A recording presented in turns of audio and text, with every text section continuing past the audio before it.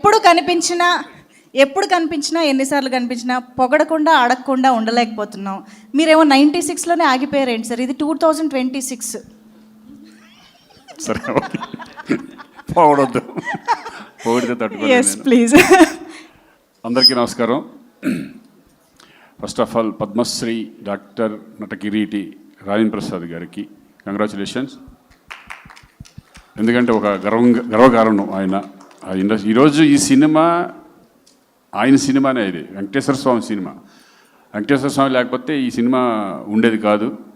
ఎందుకంటే ఆయన సినిమానే, ఆయనకి ఆ క్యారెక్టర్ రావడం అనేది నిజంగా అదృష్టం. అది ఆయన ఇచ్చిన బ్లెస్సింగ్స్, వెంకటేశ్వర స్వామి ఇచ్చిన బ్లెస్సింగ్సే ఈరోజు రాజేంద్ర ప్రసాద్ గారు ఈ సినిమాలో చేయడం. ఈ సినిమాకి ఎంతో వెయిట్ వచ్చింది ఈ సినిమాకి ఆయన చేయడం అనేది. ఇక మిగతాది ఓకే, నేను లయ అందరూ ఉన్నాం, padding that is okay, no problem. But ఆయన చేయడం అనేది, ఆయన డెడికేటెడ్గా చేయడం అనేది ఈ సినిమాకు ఒక హైలైట్. అది డెఫినెట్గా మీరు థియేటర్లో చూస్తారు. ఇది ఏంటంటే పక్క మిడిల్ క్లాస్ ఫిలిం. ఆ మిడిల్ క్లాస్లో మన అందరూ తెలుసు, అందరం మిడిల్ క్లాస్ నుంచి వచ్చిన వాళ్ళు. ఇందాక ఆలి అన్నట్టుగా అందరూ మిడిల్ క్లాస్ నుంచి వచ్చిన వాళ్ళు. ఇప్పుడు ఈరోజు ఉన్న ప్రతి ధనవంతుడు కూడా అంతకుముందు వాళ్ళ నాన్న కానీ వాళ్ళ తాతలు కానీ వాళ్ళందరూ మిడిల్ క్లాస్ నుంచి వచ్చిన వాళ్ళు అయి ఉంటారు నాకు తెలిసి. సో ఒక మిడిల్ క్లాస్లో కష్టాలు ఎలా ఉంటాయి, పడే బాధలేంటి, అవన్నీ ఒక ఎంటర్టైన్మెంట్ వేలో చెప్పడం అనేది ఒక గొప్ప కళ. అది నాగేశ్వర రెడ్డి గొప్పతనం. ఎందుకంటే ఇది సీరియస్గా చెప్తే కనుక దాన్ని ఇక్కడ కూడా కష్టాలు ఏంటారా బాబు అనే పద్ధతిలోకి వెళ్ళిపోతాం. బట్ ఇదేంటంటే ఒక ఎంటర్టైన్మెంట్ వేలో ఒక వెంకటేశ్వర స్వామిని, అంటే మనం ప్రతి ఒక్కళ్ళు లైఫ్లో కోరుకుంటాం. మన బాధలు వచ్చినప్పుడు ఎవరికి చెప్పుకుంటాం? గుడికి వెళ్తాం, నా బాధలు తీర్చమంటాం, ఏదో ఒక కోరుకుంటాం. అది జరిగితే నీకు ఇది ఇస్తాను, ఏదో ఒక లంచం వేసేలాగా మనం ఇచ్చేస్తూ ఉంటాం. సో ఆ భగవంతుడు మా కోరికలు కూడా ఉలిక్కిపడి లెగిసిపోయే కోరికలు కూడా ఉంటాయి దీంట్లో. అటువంటి ఎంటర్టైన్మెంట్ వేలో వెళ్ళే సబ్జెక్టు నిజంగా నాకు రావడం ఈ టైంలో థ్యాంక్స్ టు నాగేశ్వర రెడ్డి. ఎందుకంటే ఆ కథ రాగానే నేను గుర్తుకు రావడం, జీకే గారు అండ్ చందు గారు ప్రొడ్యూసర్స్ శ్రీకాంత్తోనే చేద్దామంటాం. నిజంగా ఈ సబ్జెక్ట్ రావడానికి కూడా నాకు చాలా లక్ ఈ టైంలో. ఎందుకంటే నేను ఈ టైప్ ఆఫ్ సినిమా చేస్తానో లేదని నాకు తెలియదు. అంటే అంతకుముందు చేసాను, చాలా సినిమాలు చేశాను కానీ, బట్ ఇప్పుడున్న టైంలో ఇటువంటి ఫిలిం నాకు చాలా కొత్తగా అనిపించింది. ఫస్ట్ ఒక 2 రోజులు, ఎన్ని రోజులు అయింది ఈ టైప్ ఆఫ్ సినిమా చేసి, ఈ డైలాగులు చెప్పి ఒక బాడీ లాంగ్వేజ్ కానీ ఇది కానీ అనేది చాలా ఎంజాయ్ చేశాను. ఈ సినిమా చేసినంతసేపు చాలా ఎంజాయ్ చేశాం. అది కాకుండా ఈ సినిమాలో ఉన్న ఆర్టిస్టులు ఎంతమంది, ఒకళ్ళు కాదు ఇది కాదు, ప్రతి ఒక్కళ్ళతో ఇదివరకు నేను స్క్రీన్ షేర్ చేసుకున్న సందర్భాలు ఉన్నాయి. బట్ అందరితో కలిపి మళ్ళీ ఈ సినిమాలో స్క్రీన్ షేర్ చేసుకోవడం, మళ్ళీ పాత రోజులు గుర్తు తెచ్చుకుంటూ, ఇక ఆలీ నేను ఎన్ని సినిమాలు ఎన్ని సంవత్సరాల అనుబంధం మా అందరికీ. అలాగే పృథ్వీ కానీ, రఘుబాబు, సునీల్, వీళ్ళందరూ కూడా, వెన్నెల కిషోర్, ఇటువంటి అంత ప్యాడింగ్ అనేది ఈ సినిమాకి చాలా చాలా చాలా హెల్ప్. ఈ సినిమా ప్రతి క్యారెక్టర్ కూడా. అలాగే నాగేశ్వర రెడ్డి దాంట్లో ఒక గొప్పతనం ఏంటంటే ప్రతి క్యారెక్టర్ను కూడా ఎలివేట్ అవుతుంది. బయటకు వచ్చిన తర్వాత ఆ సినిమాలో ఆ క్యారెక్టర్ హైలైట్ అవుతుంది. అలాగే ధనరాజ్ ఆ క్యారెక్టర్ ఫస్ట్ చూడంగానే నవ్వింది నేనే, నవ్వు వచ్చేసింది నాకు. ఆ డైలాగ్ చెప్పాలంటే ఆయన చూసి ఆయన పర్ఫార్మెన్స్ చూసి నాకు నవ్వు వచ్చేసేది. ఎంటర్ బాబు ఇది. ఎందుకంటే మనం రామారావు గారిని, కైకల్ సత్యనారాయణ గారిని, మోహన్ బాబు గారిని చూసిన తర్వాత నాకు తెలుసు, క్యారెక్టర్ తెలుసు, బట్ చూడగానే నవ్వు వచ్చేసేది నాకు. ఆ డైలాగ్లో కూడా చూడు 2 సార్లు వేసాం దెబ్బ నవ్వి. అంటే ఆ డైలాగులు కూడా అలాగ ఉన్నాయి. షుగర్ వచ్చిన ఏముడని, అది కాకుండా పక్కన దున్నపోతే అలా ఉంది అంటే దానికి కూడా షుగర్ వచ్చింది కాదన్నా, మజిల్ లాస్ అయింది. మీరు 7 కొండల తిరిగి కిందకు వచ్చి పైకి వెళ్ళిన మజిల్ లాస్ అయింది. మీరు 7 కొండల వాడిని ఇక్కడ ఎవరో ఎముడని తిరుగుతున్నాడు అని చెప్తే మనకి బక్కేముడు బలిసినేముడు అని ఉండరు, ఒకడే ఎముడు. So funny. అంటే ఈ డైలాగ్స్ కూడా చాలా అద్భుతంగా డైలాగ్స్. రత్నబాబు, డైమండ్ రత్నబాబు ఇక్కడ లేడనుకుంటా, చాలా అద్భుతంగా రాశారు డైలాగ్స్ కూడా. సరదాగా వెళ్ళిపోయింది ఈ సినిమా. ఎప్పుడు ఎలా చేసాము అనేది ఒక సరదాగా వెళ్ళిపోయాము. మేము వెయిటింగ్ ఈగర్లీ 17th ఈ సినిమా థియేటర్లో రిలీజ్ అవబోతుంది.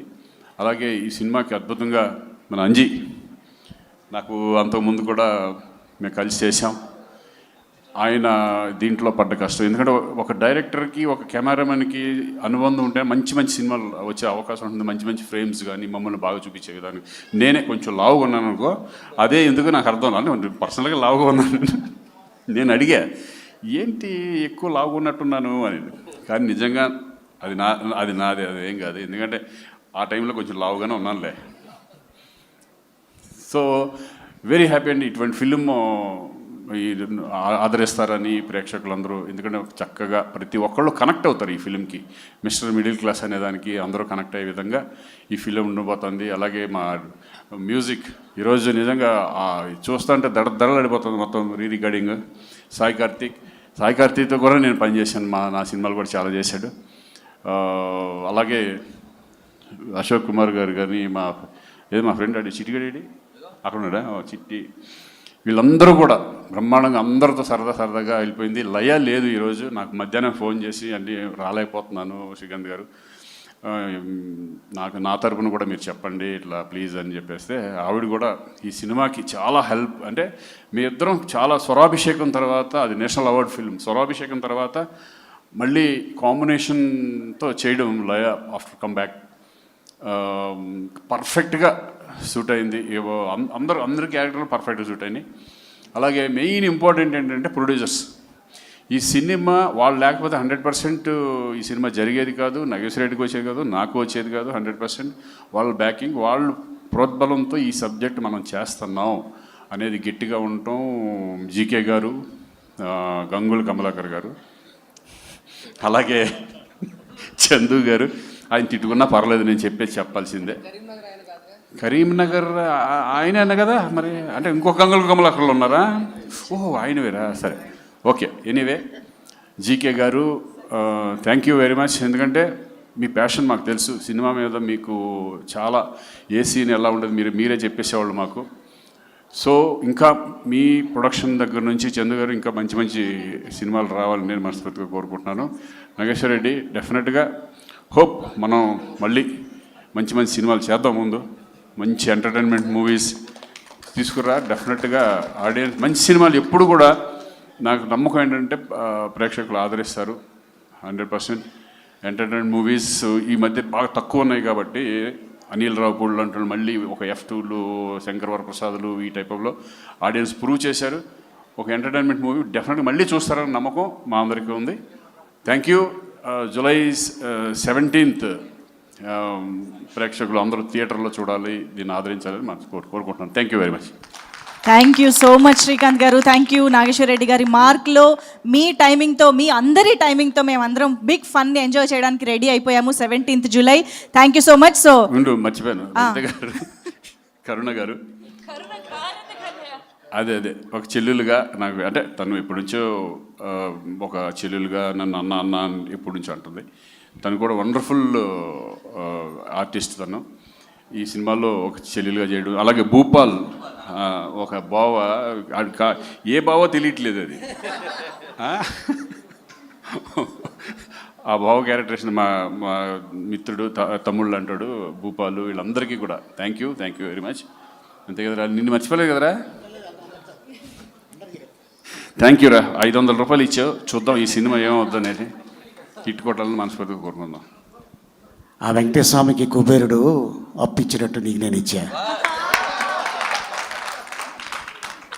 ఒరే ఇంకా జీవితాంతం నీకు అప్పులు నేను అప్పు తీస్తాను. ఒక పని చేస్తాను రోయ్, నువ్వు ఇచ్చింది నా దగ్గర పెట్టుకుంటా, ఇంకోటి తీసి నీకు ఇచ్చేస్తా చెల్లు. Thank you so much Srikanth garu. Thank you very much. So ఇప్పుడు బిగ్ ఫన్ అని ఉంది పోస్టర్ పైన. సినిమా రిలీజ్ తర్వాత బిగ్ హిట్గా మారి మళ్ళీ సెలబ్రేషన్స్ చేసుకోవాలి అని మనస్ఫూర్తిగా కోరుకుంటూ